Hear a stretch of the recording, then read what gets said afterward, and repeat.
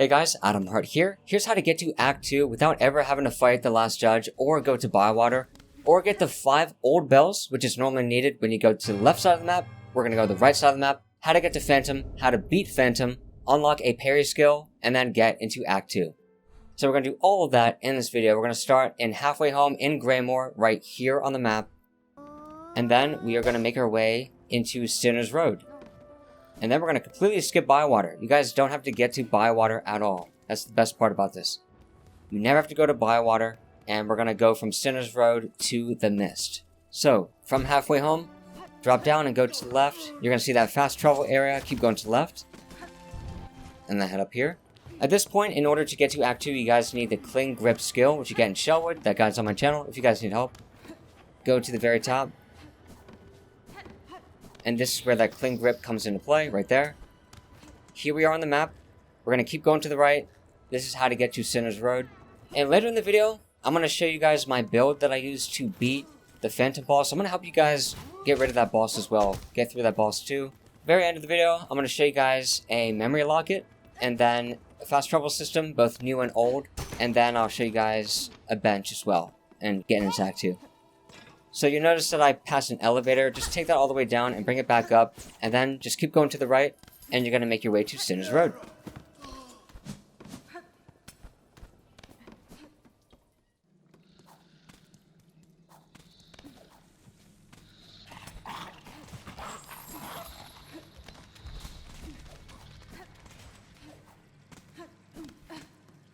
When you first get here, there's going to be a cage that won't be lowered. So I'm going to show you guys how to lower that. On the left side, there's going to be a Jailed NPC to the left right there. And he unlocks a whole new area for you. And that doesn't happen until later. So there we are on the map. We're going to head up. And then once we get to the top, we're going to go to the left. And all the way to the left. And then down to hit a switch, which lowers the cage. So if you ever come back here, you never have to go into this room again. So just watch out for that guy. Go up here. And I love the Reaper Crest just for platforming. So as you notice, we didn't have to go to the right platform. We could just go off the enemy right there. So I recommend you guys use the Reaper Crest in this as well. Hit that switch. And then you can just stay there and just watch where I go. I'm just going to show you guys where we are in relation to the Broken Bench and Chakra. So if you keep going left right there, you get to the Broken Bench and Chakra's map location for this place. And if you guys want to fix that broken bench, to the left of that bench, go up the wall, and you can hit the wall on the top left. And then we're going to head up to the right side. Jump over this. And watch out for this guy. Once he does a punch, that's your cue to go over him. His other move is twirling his chain up in the air. So you have to wait when he does that. But once he punches, you can go. And the broken bench, you don't really need to fix, but you can do it just to make it easier to travel around this area. But you can just get the free bench if you want. So there we are on the map. Where that cocoon is in the bottom right is where the free bench is, so we're going to take that. And at the top of that column, so right above me, that's where the second key is. A mini boss will drop it. So we're going to head all the way down to the right.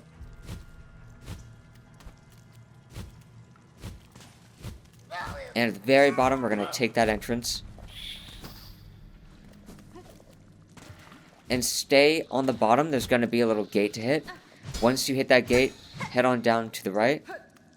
And just be careful because enemies can follow you here all the way down. And then there's 2 enemies right here. So if you have Threadstorm, which is a skill you get on the far right side of Greymoor, you could just use that twice if you have enough silk and get them out of the way. Just kill them.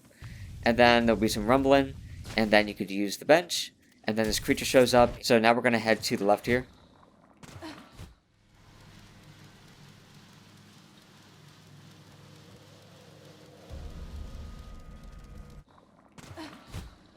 And then we're going to work our way back up once we get to the big column. So now we're in that big column area. Head to the far left wall and just stay to the left until you get right here and then jump to the right. And just work your way back up. Watch for the spikes. Just stay on the left side. Rosaries in the middle if you want them. And there's the entrance. Here we are on the map. So there's that first marker. Just hit a float. You can hit that second one. And if you miss the platforms, you can still get up. And then I get lucky here and he does that punch move again. So just jump over him, hit a float. And hit those two there. And you guys can see why I love that Reaper Crest. So if you guys need that Reaper Crest, I have a guide on my channel for how to get it. It's a straight downward hit. It's so useful to have when platforming in this game. Head back to the left. And it's how to get back to the Chakra map location and the broken bench. Okay, so as you can see the bench isn't working. Here's how to fix it. Head up to the left and hit this right here. Now this section here, there's only really one hard bit. I mean, that bit right there might be hard if you guys don't have the Reaper Crest. So do the best you can right there. But this bit right here, here's the best advice I have for you.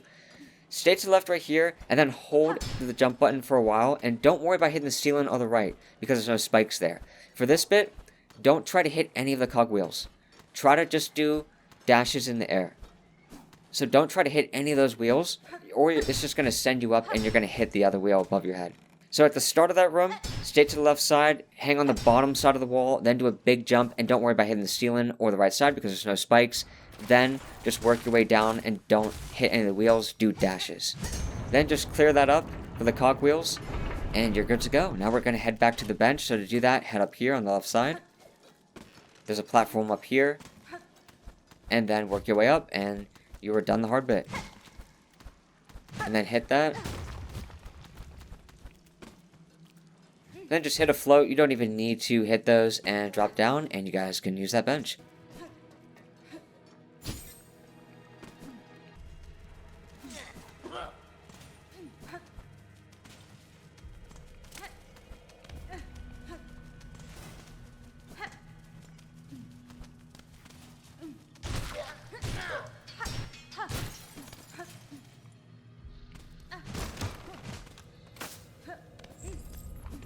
Keep going to the left here. You won't have double jump yet. So you can still make your way through this, I believe, by floating. But if you can't, you can hit the cogwheels, but just be careful not to hit the ones on the top. So wait until you're really low to do that hit. Right here, this is the best part. You can completely skip Bilewater with this wall. You can break this wall right here. I'm going to show the map location as well. So there's Bilewater. All the way on the right side, you can completely skip that and go to the left. So we don't have to go to Bilewater, but we have another place that kind of makes up for that. It's called the Mist. So there's some spirit enemies that are pretty frustrating here. I'm going to show you guys how to get around them. So what you do is you play your needle in at the butterflies. As soon as you see them glow, as soon as you see them light up, stop playing your needle in, save your silk, and follow where the butterflies go. They're going to show you where to go out of one of the multiple exit points in the room. If you go the wrong way, I believe it starts over again and you have to go through like 3 or 4 rooms again. If you go the right way, you get closer to finally getting out of the mist. So the rooms will be different for you guys every single time you get here.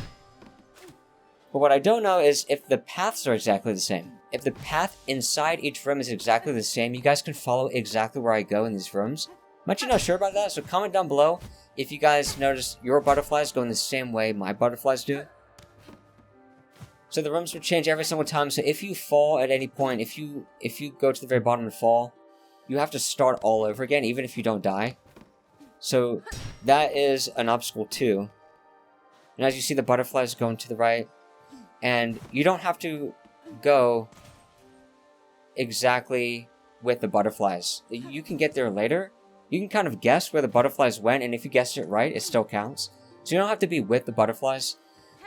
Now here, I assumed the butterflies were going to go up top, but they actually went down to the bottom. And there you can see, guys, those spirits I was talking about. And for the most part, I completely evaded them throughout my run. And one thing that really helped with that is you can get really close to the butterflies on a platform and still activate them. You don't have to be exactly right on the butterflies for them to light up and show you where to go.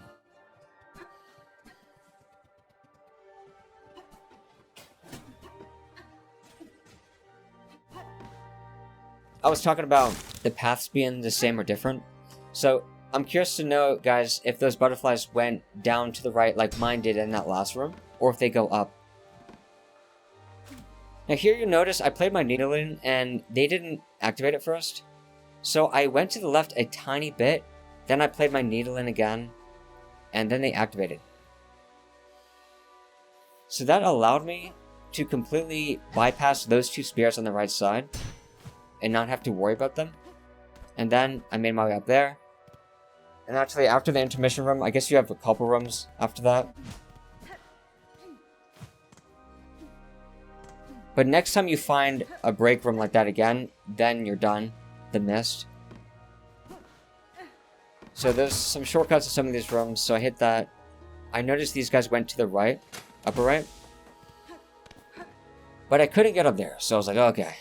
I gotta face these spirit guys now. So, for this part, you can't make that jump there. You won't have double jump yet, so hit a dash at the top of your jump. You'll make it onto that, then jump here. Now for this part, it got a little ugly for me. So, it might actually benefit you guys just to power your way through it. Just tank your way through it because you get some invincibility frames when you get hit, and you can just make it to the right. So if you guys just go fast, you can make it to the right there. Just bolt for it, man. Just go for it. You could try to be careful if you want, but I thought it was pretty easy just to get up to that right room after getting hit.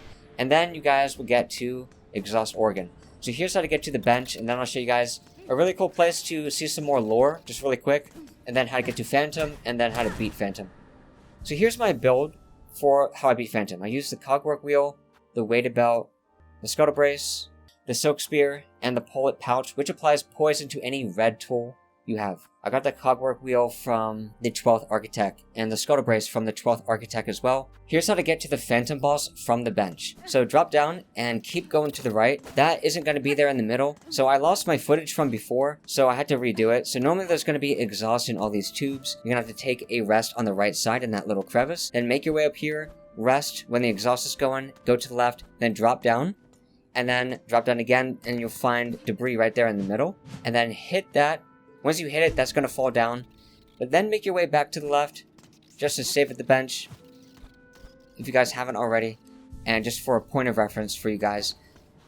And then head up left. And really quick, right here, if you guys play the needle in, that reveals lore. So I just want to show you guys that really quick. I'm not going to show the whole dialogue though, I want you guys to experience that on your own. And just to keep the video shorter. Once you head up, you're going to drop down to the right. There's no exhaust in this one, but there's air in this one, so just watch out for that. And then go up here. On the right side is Silk, and then go to the left, and that's how you guys get to the Phantom boss. Do a taunt at the very beginning, that's how you increase your damage. And as soon as it begins, go to the far right and use whatever tool you have. I forgot that the Cogwork Wheel is only in Act 2, although you could get there on the left side and then come back to fight her on the right side. But if you're just getting to Act 2, like you've been following along from the very beginning of this video, then you'll have to use a different tool there. So sorry that I used that tool, I forgot that you only get that at the 12th Architect shop. But you guys will still be able to beat her easily by doing these tips, like getting behind her as much as you can, using the Reaper Crest to get up because she constantly stays in place.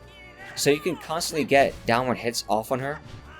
Not hitting her too many times from the front because that activates her parry skill, which I activated once in this.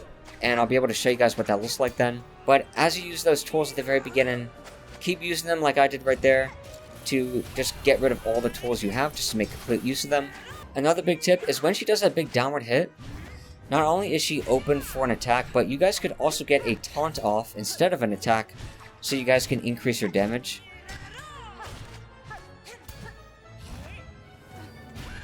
So right there, when she throws her needle out, it's a good time to jump up above her and do those Reaper hits. And you guys can also use that Silk Spear. Like I said in the build earlier, I love using a Silk Spear for this because she usually stays on the floor, just making it a good reason to use it. There's that parry right there, so I hit her on the front. If you guys do hit her in the front, which is okay to do, just do it one time, because otherwise she's going to parry you. And then when she does these big downward hits, I don't know if she can hit you when you're on the far right side against the gate. So you guys can try that as well. But regardless, they're very easy to dodge. So constantly get away from them and get behind her. In this phase right here, she does a ton of them. Don't focus on attacking. Although I guess you could get an attack off if you're fast enough, but just focus on getting out of the way. And when you do hit her, only once or twice because you saw her get that parry skill out. And right there, I hugged the right side of the room. I stayed against the right gate and she wasn't able to hit me. So that could be part of your strategy as well. And when she goes up in the air, she usually doesn't do a straight downward hit. She usually throws the needle out in diagonal lines. So keep that in mind as well. And there you see I'm making use of that window where she's open. So after she does that big lightning move, when she slams down, she's open to an attack. If you're willing to use some silk, get that silk spear out as well. So right there, she's open after she does that. So I took my time with this fight. I played it pretty safe, so you guys can play it like that too. But as you get more comfortable, try to get those hits off when she jumps down from the top. And then the rest of the fight, just focus on getting behind her.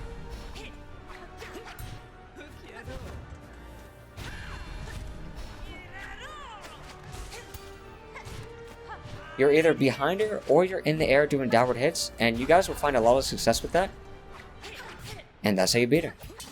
Then you guys will get the parry skill. So to recap that fight, as soon as it starts, stay on the right side, wait for that second exhaust line to go, that big air current. Right as it's ending, use your tools because that's when she spawns, and then always try to get behind her.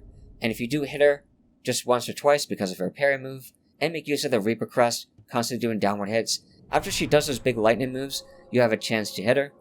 You also have a chance to hit her every time she throws her needle out as well. And that's what the parry move is. And now guys, we're going to get the memory locket on the left side.